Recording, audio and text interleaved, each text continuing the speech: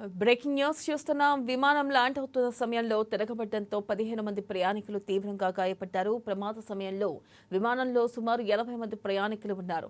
Delta airlines కు చెందిన విమానం కెనడాలోని టొరంటో పియర్సన్ విమానాశ్రయంలో ల్యాండ్ అవుతుండగా ఈ ప్రమాదం చోటు చేసుకుంది. ఇక బలమైన గాలులే ప్రమాదానికి కారణమని భావిస్తున్నారు.